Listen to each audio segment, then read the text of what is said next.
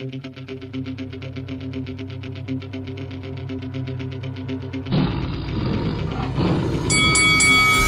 this is Eddie Hearn, and you're watching Lights Out. This is Faisal Khan for Lights Out in association with Shamrock Boxing, and this is podcast 13 of the Lights Out Boxing podcast. And with me, I'm delighted to be joined by fellow Lights Out team members. The guy at the bottom, Mohsin Gulsher, aka Ron, and the guy on my left-hand side, all the way from Birmingham, is Montell Dewante Lowe, aka Montz. How's it going, lads? All good. All good, all good. Been enjoying the weather, return of the football and everything. You guys seem a lot more happy than you did in the last one. I feel a lot more replenished, feel normal, the football's back and whatnot. I think Montz is just happy because Man United, Chelsea are actually spending their money wisely for the first time in many years, but fair play to him. I'm going to get Werner on the back of my shirt. Right, listen, don't remind me about that, okay? But look, that's football. Let's talk about football some other time. Before we get started, just want to remind you that if they haven't, make sure you hit the subscribe button. Make sure you follow us on all the social media platforms. Don't forget to follow these guys on Instagram as well. The links for the Instagram accounts are at the bottom in the description. And before we actually get, deep into the podcast, we'll do what we've started doing since the last podcast, the quick fire question. And today's quick fire question is for podcast 13. If you could change anything about the current boxing scene, what would it be? Guys, open question. Who wants to go first? I'll go first. So one thing I'd change would be the kind of like the state of the mandatory challenges. I'd say there needs to be a time limit on mandatory challenges, whether it be 6 months to a year. No longer than that, because we can just be waiting for ages and ages. We've seen with Dillian Whyte, we've seen with loads of other boxers. So I think a time limit on the mandatories, just so we know that it's going to be fair and it's actually going to happen instead of all this waiting around. So yeah. Mm-hmm. Yeah, not a bad shout. Ron? For me, in boxing, I'd get rid of draws. I don't think draws benefit anyone. It leaves fighters frustrated. It's obviously the rematch needs to happen. I think it'd be great just to get, who the actual winner of the fight. One way around it is maybe possibly having a round 13. Where say, go on boys, winner takes all. I know they do it in the UFC. In the Ultimate Fighter, where if it's still a draw, then they go to the next round. Like bit like a sudden death. I mean, that's the way I would see it. I think that'd be great to see that, and we'll see some cracking rounds as well. The mandatory thing. I mean, I can understand why Montell said that, because we're going to come on to something to do with mandatories in a bit. And as for the draws, yeah, I agree. Completely get rid of it. Even cricket have got rid of draws going ahead. You've got like the super over. Football have got like, if it's like a cup game or a final or something, they've got a penalty shootout. So it'd be interesting to see, because like, can you imagine, like, you say you had Floyd Mayweather around in this type of scenario, and he had a fight, it went to a draw, and then it went to one round where it's sudden death. Like, we all know Floyd Mayweather was like tactically was, hit and don't get hit. It's very smart at it. So it'd be interesting to see like someone fighting someone like Floyd Mayweather in that type of scenario. Where you've got like a sudden death round. One thing I would change is I'd like to see 15 rounds brought back. Not for just any fight. I'm talking about the big elite fights, especially for like the heavyweight division. I don't think it'll happen, but yeah, that's what I would like to do. Some interesting points you guys have just put across there. The mandatory one, we're going to come on to that now, and we're going to speak about a guy who's been a number one mandatory with the WBC since 2018 for over 1,000 days, and that is the body snatcher Dillian Whyte. Listen, I'm just going to read out the names he's beaten since he's been number one mandatory. Lucas Brown, Joseph Parker, Derek War or Del Boy Chisora, whatever you want to call him, Oscar Rivas and Marius Wack. Is there an agenda against Dillian Whyte with the WBC? I think there is. I mean, Montz will probably agree with me here. I mean, what more does this boy have to do to get that title shot? 2018, that's 2 years. He's not lost since, and it's his only loss as well. It's since Anthony Joshua. That list of names that you've named, they're all credible kind of opponents that he's beaten. They're all ranked. I mean, Oscar Rivas, that was, he was one of the most feared fighters in the division. Yep. Dillian Whyte was like, yep, I'll have that.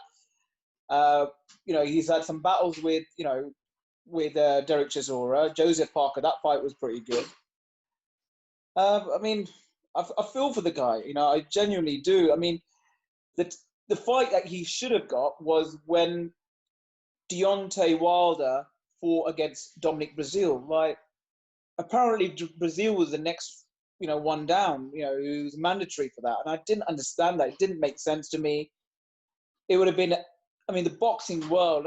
Guess it's in America, 2 American fighters, but even the Americans were kind of like thinking this is a foregone conclusion. We know what's going to happen. Now that would have been a lot more exciting, with Dillian Whyte going over to fighting Deontay Wilder in his own backyard. But that would have shaken up the division. Yeah, That's it. That's it. They don't know whether it's his personality. He's a very direct individual. Mm-hmm. He's very straight to the point. And I love that about him. There's that rawness about him. Something that Tyson Fury had early on in his career. Now he's kind of seems to have mellowed out. So, yeah, I do think there's a hidden agenda there. Your thoughts on it, Montz? Yeah, I definitely agree with Ron. I feel like it's unfair for Dillian Whyte. He's gone through all of these trials and tribulations. He's had like the drug allegations. He's had tough fights as well. Probably tougher than most heavyweights in the division, well, the top heavyweights anyway. And you've got to point the finger at Mauricio Sulaiman. He's come out time and time again and said, "Oh, we can't have the fight for this reason and that reason." And I don't know if Eddie Hearn's like filed any lawsuits or anything against him to kind of stake a claim for Dillian Whyte, but I just feel like the WBC is losing credibility, and I think that's probably the best belt.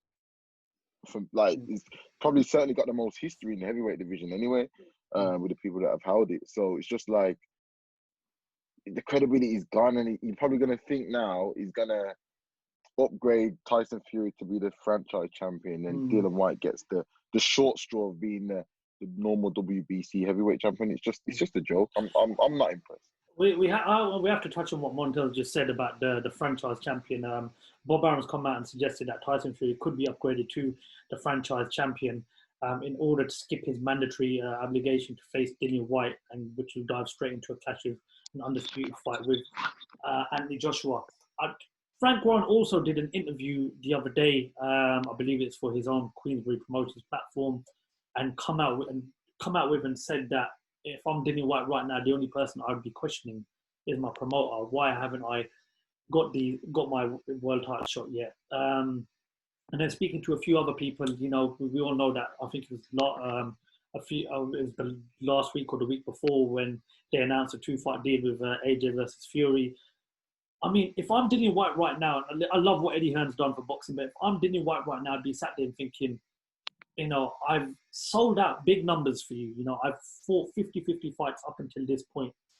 You're supposed to be my promoter. You're out there making... And I know it's the fight everybody wants to see, but I'd be thinking to myself right now, you're out there making this fight when I've been waiting for my opportunity for how long? And then you've got Bob Arum coming out saying this. As a promoter, I think Eddie Hearn, and I've got the utmost respect for him for what he's done for British boxing, for the talent he's produced. But I do think right now that Eddie Hearn should be doing more to push this fight, to be getting Dillian Whyte that shot at the WBC title. Right now, I believe is the best time because, again, as I mentioned, Deontay Wilder is currently nursing an injury. I do honestly believe that right now is the best time for Eddie Hearn to push for that fight. Not forget the AJ versus Fury fight now for a second. We're talking about Dillian Whyte that's not lost since 2015. That has beaten a former world champion in Joseph Parker, former world champion in Lucas Brown, that climbed off the canvas against a very good, impressive Oscar Rivas. And the fact that he's going to have to wait till February 2021, it's annoying. If you're a fan of Dillian Whyte, I'm a massive fan of Dillian Whyte. I think what he's done for boxing has been brilliant. I think he's worthy. I think he's pay-per-view worthy. He's entertaining. He's in thrilling fights. He's got a good personality. I've met him as well. He's a really nice person. And as Ron said, he says it as it is. And he's got that attitude where, he's going to say it as it is. But as a fan, I'm going to say it as it is. And I think what they're doing with Dillian right now is really disgraceful. And I do hope that with this legal action that they're taking, I hope that there is some, light at the end of the tunnel. But as a fan, I personally don't see Dillian Whyte getting a world title shot for a very, very long time because I do genuinely believe there's an agenda against Dillian Whyte with the WBC. I think you're in an unfortunate situation that Anthony Joshua has got 3 of the belts. Tyson Fury's got 1, and everyone's calling for that fight to be made. You know, unfortunately, he's in the heavyweight division at the wrong time. If the belts were spread out, let's just say, if there was 1 with Deontay Wilder, 2 with Anthony Joshua, it makes it a lot easier to make that fight. But because it's between 2 fighters, and the whole of the boxing world is demanding for an undisputed heavyweight king, there's going to be, and you're right, he's not going to get that shot, be it for a year. I can't see that realistically, because in that contract that they've agreed, there's going to be a rematch. I mean, Frank Warren is not going to go into that just having a 1-fight deal. It's a risky fight for both of them. Who wins? There's money to be made there. There's more money to be made AJ Fury than AJ versus Dillian Whyte, or Dillian Whyte versus Fury, because they're both. All fantastic. We're very blessed in this country to have 3 top operators in that heavyweight division, but sadly, he's the one that's missing out. I just want to touch on something for a second. I mean, again, I feel that Eddie Hearn could be doing a lot more. Now, this is why I respect Frank Warren a lot. Frank Warren brought Tyson Fury back into boxing on the back of 2 fights, against Sefer Seferi and Pianetta. They weren't great performances. And then a few months later, Tyson Fury, within 6 months of his comeback, was fighting for a world title. A few months later, then went over to America, signed a big deal with the WWE, raised his profile in America, become a star in America, and now he's currently the number 1 heavyweight in the world right now. This is why you have to give Frank Warren some credit. And then you got Dillian Whyte that's having these 50-50 fights, that is fighting the best out there and is getting no reward for it. This is why I do give a lot of credit to Frank Warren and Bob Arum, who have handled Tyson Fury since he's come back into boxing. Because if you look at those 2 comeback fights, going into that Deontay Wilder fight, I think 95% of the boxing world were predicting Wilder would absolutely destroy Fury within 4 or 5 rounds and get rid of him, but that's not proven to be the case. Montz, when you look at this situation, do you think like he's been badly handled, like badly managed by his promoter in Eddie Hearn? Yeah, like now you spoke about it and then you laid down the context, Faisal, it's kind of ringing bells to me and kind of like touching on what I thought before, because Eddie Hearn, obviously he's got an obligation to get your fighters their shots at titles. And it's like, okay, with Dillian Whyte, you haven't got him a WBC title shot for whatever reason or another. We know that you can get your fighters title shot. Why hasn't it been done? As you said, you look at Frank Warren, he got Tyson Fury that WBC shot within no time. Anthony Yard got a shot when he was mandatory. It can happen. So why are you not making it happen? You've got to make this your number 1 priority. But we know, as bad as it's going to sound, Joshua is Eddie Hearn's number 1 priority. Cash cow. Yeah, exactly. The cash cow. And then when he's navigating a route for Dillian Whyte, he's always got to think about Anthony Joshua, because that's the number 1 guy. And I think to kind of like the detriment of Dillian Whyte, this is why he's failed in receiving a title shot. So I think he needs to leave. I think he needs to be a captain of his own ship. Leave Eddie Hearn. You could go to Frank Warren. You could go to PBC maybe. I know he was talking to a few of them when he was before like his contract and stuff. So why not just do it? Because you're not gonna. It doesn't look like you're ever gonna get the shot. I think when obviously if you know your boxing, I think the Action is at Top Rank right now. I've watched their shows since boxing returned. Spot on. Every show's been brilliant. And I disagree with what Bob Arum is saying about this whole franchise belt business, but I do believe Bob Arum, even though he is as old as he is, the guy is still smashing it in boxing. And I think I have to agree with him. I think the best thing for him to do is leave and go elsewhere and, try and pursue that route to a world title somewhere else. But God knows what's going to happen. But, talking about boxing returning, it was announced last week, boxing will return now to the UK. July the 10th, again, massive shout out to good old Uncle Frank and Frank Warren. We're going to be getting boxing shows behind closed doors back with BT Sports to start off with. This is why I really, really enjoy what Frank Warren does. I think he's putting on, 3 to 5 shows, and in each show there's big 50-50 fights for the British title. And one of those shows is going to be Anthony Kakache versus Leon Woodstock Jr. for the super featherweight British title. Lerone Richards versus Umar Sadiq, another great fight. And Brad Foster versus Dion Beach for the British super bantamweight title. Massive 50-50 fights. Great for boxing. Great to see the sport returning into the UK. Did you guys expect Frank Warren and Queensbry Promotion to be the first guys to put boxing back on in the UK? It was a race, wasn't it? They both want. It's like the race to the first one to the moon, and Frank Warren was beating him to the bringing Eddie Hearn to the punch, and good on him. And and I love this idea that they're 50-50 fights. And these boxers, like we mentioned in an earlier pod, they don't get paid, when they're not fighting. Mm-hmm. So it's not like they've got like a footballer, they've got a contract. So there's greater risk but greater reward as well at the same time. So they're going to be hungry. They want to get out there. We've seen the top ranked shows that you spoke about earlier, and there've been some really good undercards as well on that.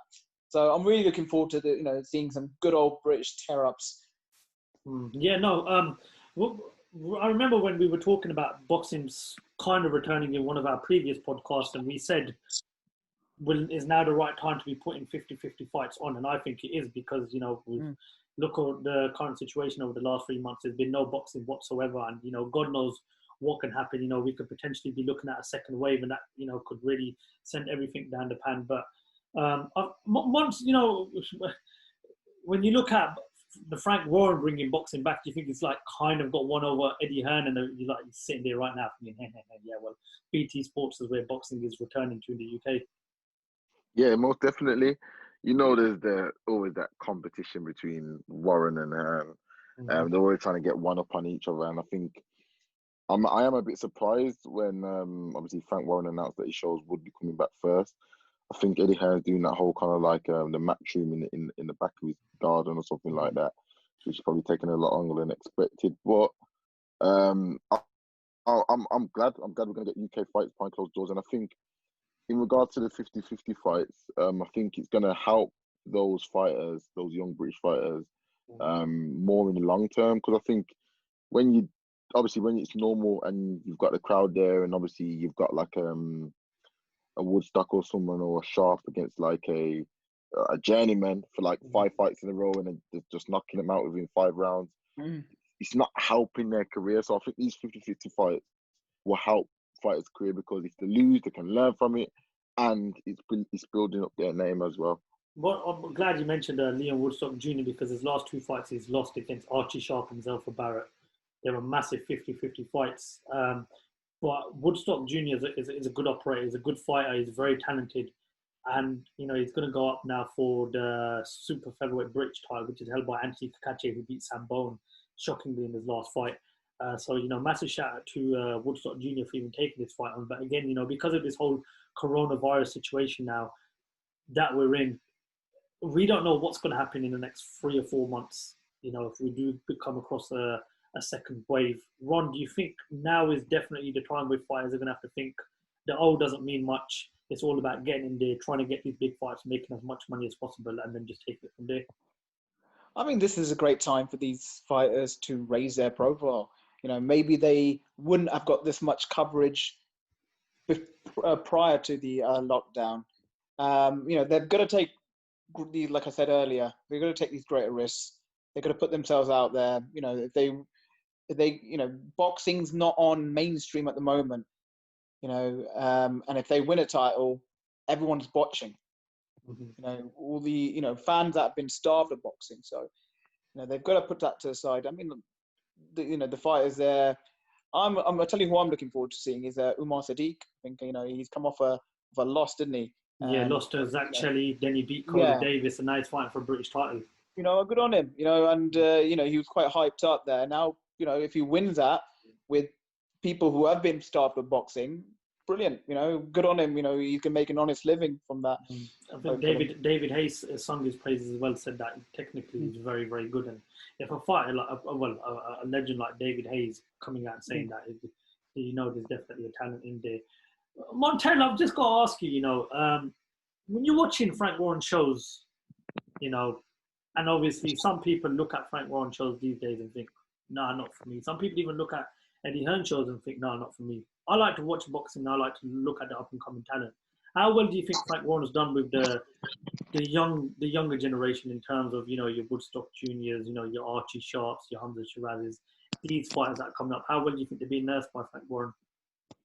Well, I always like to look at it like from this point of view. So my friends who aren't like boxing purists or boxing fans, who are just the general boxing fans who watch the Joshua fights and whatnot, they won't have a clue who these fighters are, these young fighters are. And that's kind of across the board, Matchroom and Queensbry. So I think more needs to be done on both sides. But I think if you look at it from my point of view, I think I know more young fighters from the Matchroom stable than the Queensbry stable, because I feel like, I don't know, Eddie Hearn just sells them a bit more, if you ask me. So I don't know. I don't know. It's tough to say, really. But I feel like more does need to be for these fighters to be out there, whether it's on social media, whether it's on TV. But I feel like there is a lot of them. There's a lot of good, hungry fighters that are not known to the wider audience, if that makes sense. Ron, we've had this discussion many a time with friends. We've done this obviously behind podcasts and stuff. The younger talent, not just obviously with Frank Warren, but also Eddie Hearn. Do you believe that they're being pushed in the right direction, and do you believe that the future of UK boxing is in the right place, or do you feel that this whole coronavirus could potentially affect many careers in terms of these youngsters going forward? Yeah, we can't deny that it has affected them. We've had a lot of these fighters like Hamza Shiraz and who's the one that you Shabazz Masood, is it the one? Yeah. You know what I mean? These young lads, who had their potential fights cancelled because of Corona. They've had they were going to fight for titles, European titles or English titles or British titles or Southern Area titles or whatever, and their careers have been on hold because of Corona. So, but hopefully those boys who've had who've had their careers on pause have been keeping fit, have been going to the gym, and doing whatever gym pad work that they can, during this lockdown. But hopefully now restrictions are being lifted. They're hungry. They're ready to go. Well, one thing I can say about boxing returning to UK is that I'm really looking forward to it, because I've watched every Top Rank show. There's one on in a couple of hours as well. Yeah, you've got to stay up till a little bit late in the morning, but we've been starved of boxing lately, and I've got to say Top Rank have done a very, very good job. And I just know that these shows Frank Warren's putting on in a few weeks are going to be very, very entertaining. I have no doubt that the Eddie Hearn shows will be as well. And obviously we speak more about boxing. It's good that not only are we seeing the return of it, but we're also seeing fighters willing to take that risk and willing to leave it all out there. And the 3 fights I just mentioned are going to be very, very good fights. The one I'm looking forward to the most is Kakachi versus Woodstock. As I mentioned, Woodstock's lost his last 2, but he's a talented fighter, and it'll be good to see what he's how he reacts to those last 2 defeats. But nonetheless, boxing returning back into the UK come July the 10th, at the BT Sports studio. I'm really looking forward to it. Let's talk a bit about a bit of a call out today. Dmitry Bivol, the light heavyweight champion, has said he is willing to fight the great Canelo Alvarez. He's willing to fight him at 175 or 168. Let's not forget, Canelo did hold a world title at light heavyweight. Guys, what's your thoughts on Bivol calling out Canelo? And we saw Canelo win a world title at light heavyweight. That was against Kovalev. But this is a much younger fighter. This is a much faster fighter. This is a fight that's getting better and better. Do you believe that Canelo Alvarez should be taking the risk in fighting Dmitry Bivol? Depends on 100%. where Canelo sees himself, kind of moving forward, really. Does he want to move back down to super middleweight, and take on Liam Smith? Or is he... I mean, everyone's going to throw their name into the hat when it comes to Canelo, because he's a cash cow. He's a golden boy. He is the face of boxing. He's come on leaps and bounds since his defeat to Mayweather when he was a young spring chicken, and and he's You know, he's got that fight with Triple G. Does he want it? Does he want to delay it even further? I mean, it's a risky fight against Bivol. You know, like you said, he's a younger operator. Mm-hmm. But it just depends on him. You know, does he want to mix it with the big boys?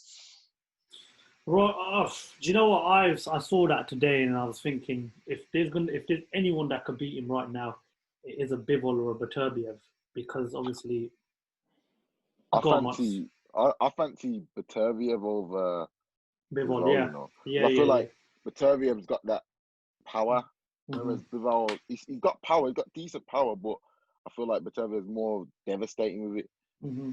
But I think in regards to kind of like calling out Canelo, this is what everyone's gonna do. This is the money. This is the cash cow. But will they beat him? I can't see Bivol beating Canelo.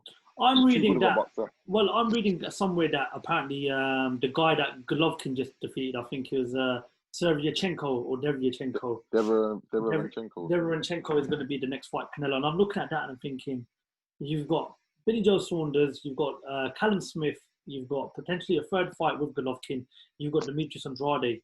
You know, I understand you mentioned about mandatories and obligations and everything, but does anybody really want to see that? I mean, come on, like now is probably the best time to go out there and get a third fight with Triple G. Is that fight going to happen in Japan somewhere, I'm hearing as well? I'm not too sure where it's going to happen, but I just look at it and I'm just thinking, you know, you've got so much talent in the middleweight and the super middleweight division.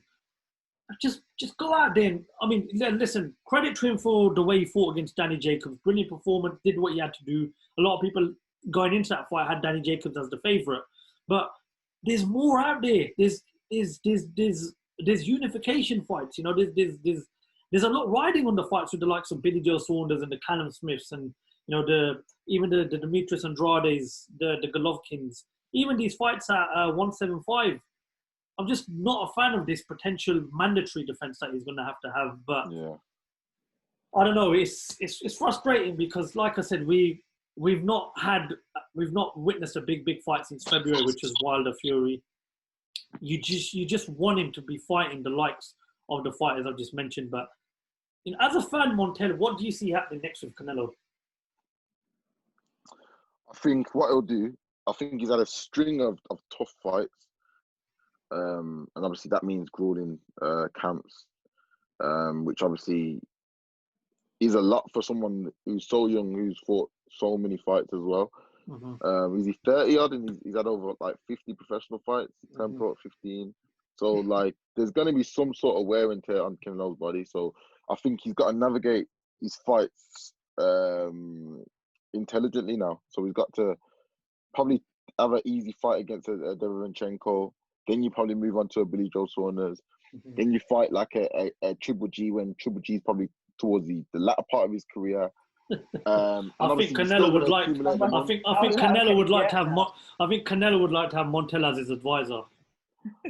Listen. If any fighters out there that need matchmaker, Hey, come on! I'm the founder of this foundation. Yeah, I mean, if anybody needs, you know, their career pointing in the right direction, I'm 2-0. You know, all right.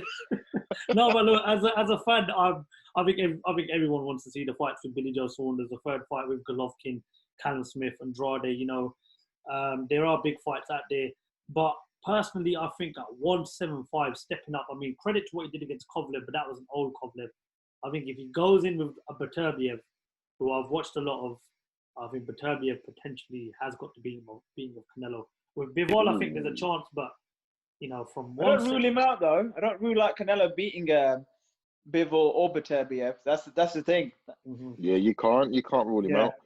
You can outbox him out, man. He's a strong, you know, character, man. Let's say it happens at 168.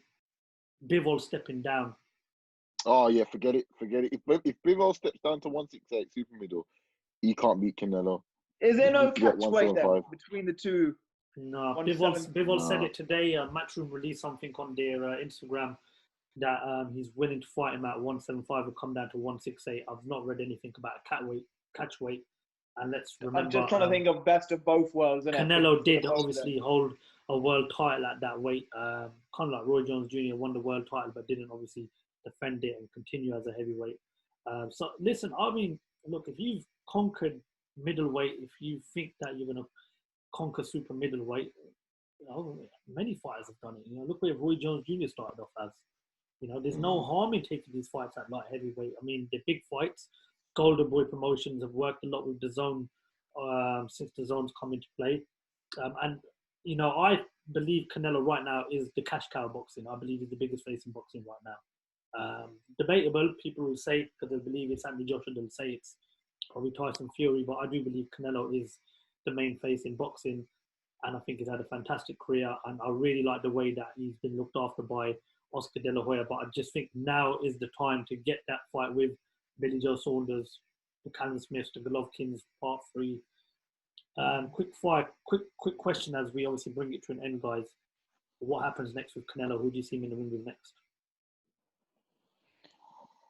The question of who we would like to see him with, but realistically, you know, I agree with Montz. They're gonna pick an easy fight. They're gonna pick. Yeah, I mean, who we'd like. I mean, the names that you've just mentioned at the tip of your tongue. You know, the Callum Smiths, the Billy Joe Saunders. They're the as a British fan, we'd love to have him over here in the UK. You know, he'd fill out any stadium, be it Wembley, be it easily. But he's at the prime of his career at the moment. What is he? I think he's 29, 30. Mm-hmm. I mean, but he's had a lot of kind of mileage in terms of boxing fights. So I think they need to. Montz got it, nailed it. By saying that they've got to matchmake it, very carefully. Montell, what happens next with Canelo? Who's he in the ring with next? Yeah, I think especially after the virus and the break as well. I think definitely he'll go for like a Derevinchenko. I think if that's his mandatory as well, I don't think he's gonna pay step aside money or anything like that. I think he's just gonna go through with it, blow him out, and then move on to probably a bigger fight like Callum Smith, Bivol, or Billy Joe. I'm going to go with Derevinchenko as well. Not the option I want, but I do believe that's what will happen next. And like I said, we all know the fights we want to see. What do the fans want to see? Let us know out there in the comment section who you think Canelo should be in the ring with next. What do you make of Frank Warren's return with boxing coming back into the UK on July the 10th? And also, what's your thoughts on Dillian Whyte'S current situation with the WBC? That's all we've got time for, guys. Thank you very much for your time. A pleasure as always. And like I said, don't forget to give these guys a follow on Instagram. Their links are below in the description. And again, if you haven't already, hit that subscribe button. Make sure you like, comment, and make sure you share the content out as well. And we look forward to catching up with you guys in podcast 14. But that's all we've got time for today, guys. Thank you for your time. And that's all we've got time for. That's the end of Lights Out Boxing Podcast 13.